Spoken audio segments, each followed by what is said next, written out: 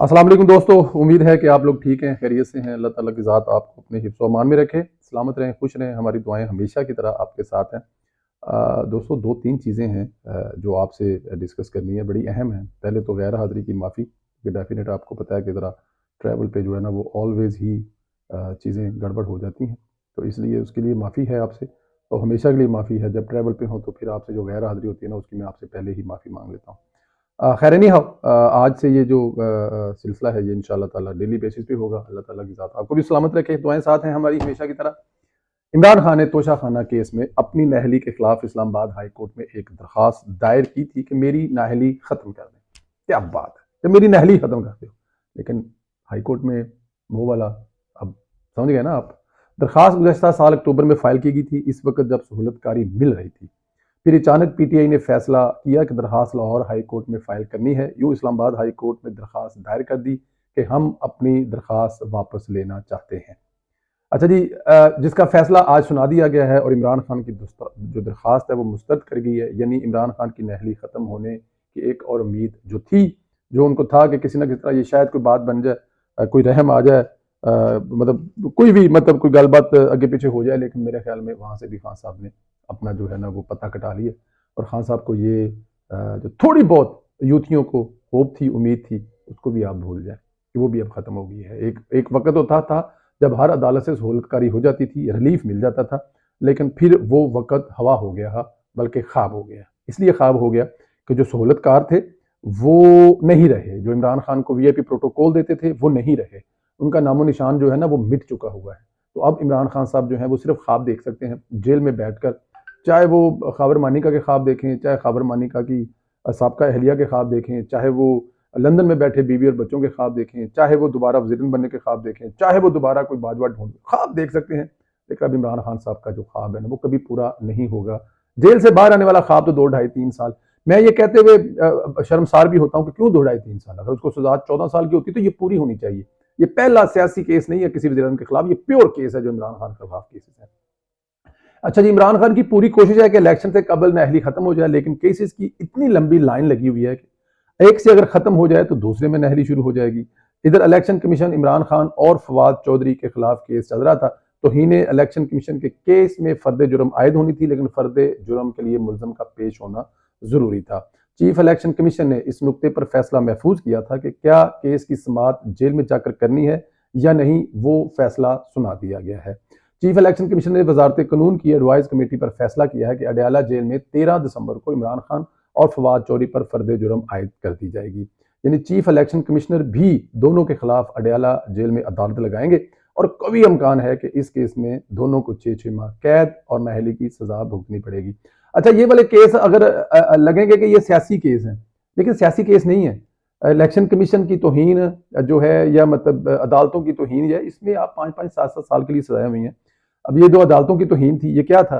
दानिया आल अजीज चौधरी साहब, निहाल हाशमी साहब, तलाल चौधरी साहब, इनको जो सजाएं मिली है, ये किसी भी तरह से नॉर्मल सजाएं तो नहीं है ना। ये किस चक्कर में सजाएं?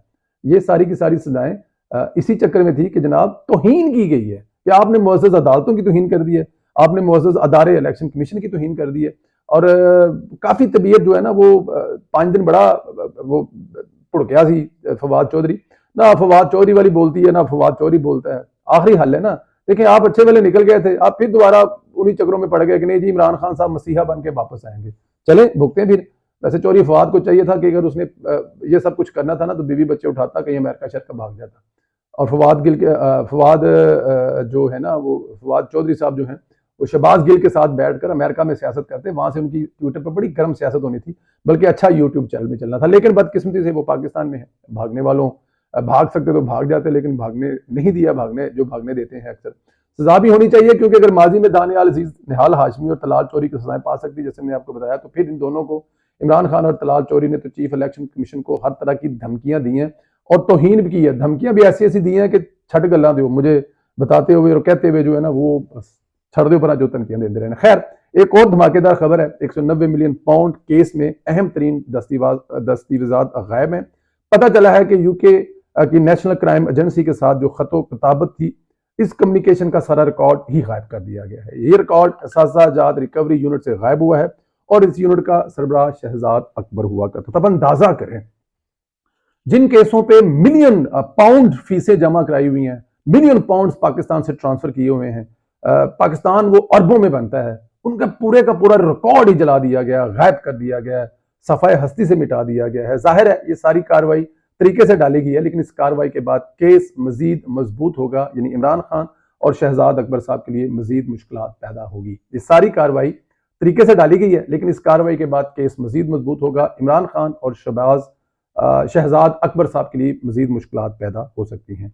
इस कार्रवाई के बाद मलिक रियाज की भी मुश्किल में फंस सकता है, क्योंकि कुछ सबूत ऐसे मिल रहे हैं जो उन्हें मुश्किल में डाल सकते हैं, और वो मुश्किल में उनको डालेंगे, क्योंकि ऐसे नहीं होता कि आप अच्छा अगर वहां पे जो सबूत है उसकी बिना पर अगर हो सकता है कि 2 साल सजा होनी हो, या हो सकता है कोई ऐसी बात उसमें साबित हो जाए कि सजा, लेकिन अब ये जो गायब कर दिए गए इससे साफ जाहिर होता है कि देयर वाज समथिंग। तो मामला जो है गड़बड़ था, और गड़बड़ मामले की वजह से जो है ना वो अब उनको भुगतनी पड़ेगी सजा, और वो सजा अब भुगतेंगे। ये नहीं हो सकता कि अब जो मामलात सारे हैं वो इसलिए रुक जाएंगे या इसलिए बच जाएंगे क्योंकि रिकॉर्ड नहीं मिल रहा। रिकॉर्ड सारे मौजूद होते हैं, बेफिक्र हो जाए आप, ढूंढने वाले रिकॉर्ड जो है ना वो ढूंढ लेंगे। जस्टिस मुजाहिर नकवी मजीद मुश्किलात में दिन ब दिन फंसते जा रहे हैं। इनकी हमायत करने वाले, इनके हक में बोलने वाले, इनकी सहूलतकारी करने वाले सुप्रीम जुडिशनल काउंसिल के किरदार जस्टिस इजाजुल हसन के खिलाफ दरखास्त फाइल हुई है।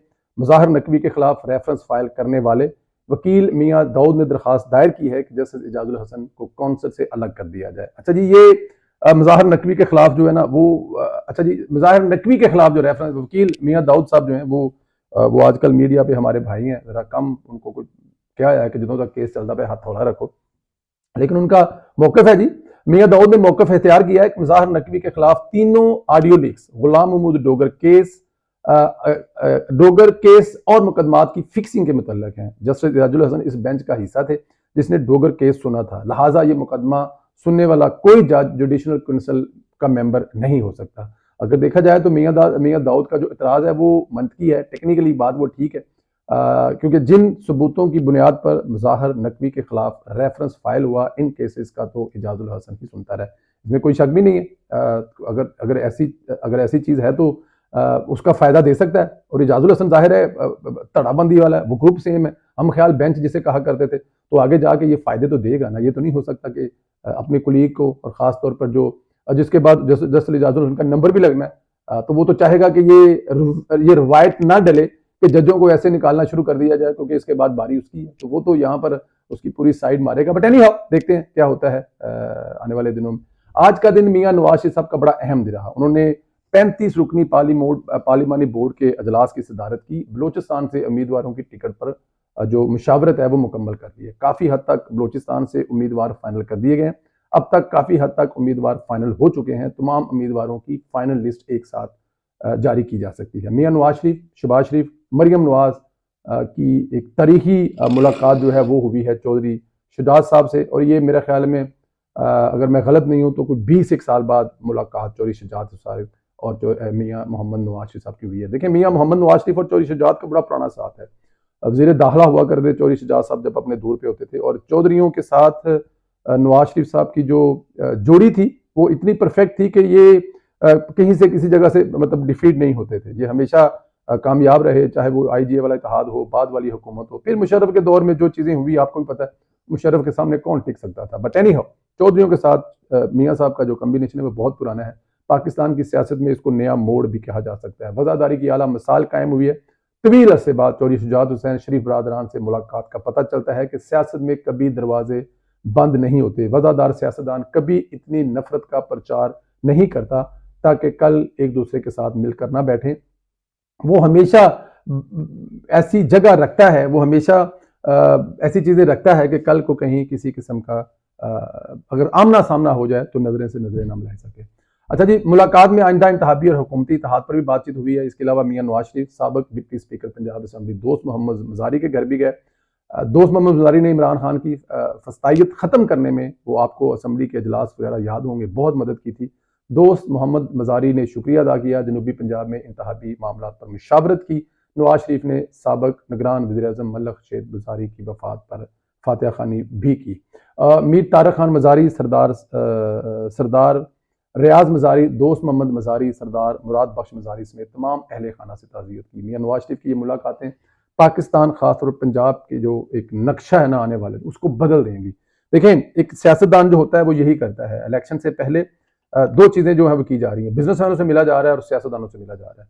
और ये वो दो चीजें अहम होती हैं सियासत से पहले, कि सियासत का माहौल बने, कि सियासत में आपको इलेक्शन जीतने के लिए सियासतदानों की जरूरत है और हुकूमत बनाने के बाद आपको ताजरों की जरूरत है। तो ये दोनों चीजें जो मियाँ साहब साथ लेके चल रहे हैं, आने वाले वक्त में देखिएगा कि पाकिस्तान को इसका कितना फायदा होने वाला है। दोस्तों, अपना बहुत ज्यादा ख्याल रखें। एक और चीज आप लोगों से शेयर करनी है। अब ट्विटर पर पीटीआई वाले जो है ना वो उस तरह मुकाबला तो कर नहीं सकते। अब उन्होंने एक नया तरीका ढूंढा है। उन्होंने एक मतलब कंपेन चला रहे हैं कि जो लोग उनको टफ टाइम दे रहे हैं उनको ब्लॉक किया जाए। अच्छा जी, कल फरहान विरक साहब का नंबर था कि फरहान विरक साहब को ब्लॉक किया जाए, और आज जो है वो प्रवेश संधीला को। मतलब देखें, प्रवेश संधीला, मैं तो अपने आप को किसी काबिल नहीं समझता, लेकिन चले पीटीआई वालों की मेहरबानी है कि उन्होंने कोई इस काबिल बना दी है कि उनको लगता है कि प्रवेश संधीला पीटीआई के लिए बड़ा थ्रेट है, और वो इसको बाकायदा तौर पर ब्लॉक कर रहे हैं कि प्रवेश संधीला को ज्यादा से ज्यादा ब्लॉक करें, इसकी रीच कम हो, लोग उसका। देखिए, मुझे तो पहले भी आप लोग फॉलो नहीं करते, मुझे आप फॉलो क्यों करेंगे? मैं तो भाई आप लोगों को आईना दिखाता हूँ। मैं तो आपको आपका झूठा, नंगा, गंदा, गलीज चेहरा बार बार दिखाता हूँ। शीशा मेरे हाथ में, मैं आपके सामने करता हूँ और आपको अपना ही चेहरा नजर आता है। तो मुझे आपने पहले कौन सा फॉलो किया हुआ है? लेकिन कुछ ऐसे अकाउंट थे जो इंतहाई बदतमीजी करते थे, बहुत ज्यादा बदतमीजी करते थे, लेकिन मैंने उनको कभी ब्लॉक नहीं किया। जिस लेवल की गलीज गालियां, जिस लेवल का गलीज प्रोपोगंडा वो मेरे खिलाफ जाती हैसियत में करते थे, मैंने कभी ब्लॉक नहीं किया। सिंगल पर्सन को ब्लॉक नहीं किया। कोई भी सामने आ जाए और कह दे कि प्रवेश संधीला ने ट्विटर पर ब्लॉक किया, नहीं ब्लॉक किया। लेकिन वो लोग ब्लॉक कर रहे हैं मेरे खिलाफ, एक मुहिम चला रहे हैं कि प्रवेश संधीला को ब्लॉक किया जाए। कर दें ब्लॉक भाई, कोई बात नहीं। जब तक सांस में सांस है, जमहूरियत के साथ है, मियां नवाज शरीफ के साथ है, इस बयानिए के साथ है कि पाकिस्तान में मेरे और आपके वोट को इज्जत मिलनी चाहिए। और उसमें कितने कामयाब हुए हैं, किस हद तक लोगों ने इस बात को एक्सेप्ट किया है कि नवाज शरीफ अपने वोट को इज्जत दो बयानिए को कामयाब करवा चुके हैं, वो हमें आने वाले इलेक्शन पता लगेगा। 21 अक्टूबर वाला जो जलसा था वो हमें बता चुका है कि वोट को इज्जत दो बयानिए वाला कितना कामयाब हुआ है। और प्रवेश संधीला उसमें अपना हिस्सा डालता रहेगा, कभी पीछे नहीं हटेगा। आप चाहे ब्लॉक कर दें, चाहे कुछ और कर दें, लेकिन हम पीछे हटने वाले नहीं हैं। दोस्तों, आपसे गुजारिश है कि अगर वो ब्लॉक कर रहे हैं तो आप ज्यादा से ज्यादा फॉलो करें। जिन्होंने ट्विटर पर फॉलो नहीं किया, @CH संधीला, CHSANDHLIAA ट्विटर हैंडल है। जिन लोगों ने नहीं किया वो फॉलो करें और दिखाएं यूथियों को कि तुसी अनफॉलो करो, असी फॉलो करांगे। हमारे यूट्यूब के चैनल को भी जरूर सब्सक्राइब करें, और फेसबुक का जो पेज है सोशल मीडिया टॉक शो 1, उसको जरूर, एक नया पेज है, इसकी रीच कम है, इसको जरा आप लोग फॉलो करें, शेयर करें ताकि इसकी रीच ठीक हो। अपना ख्याल रखें, इजाजत दें, खुदा हाफिज।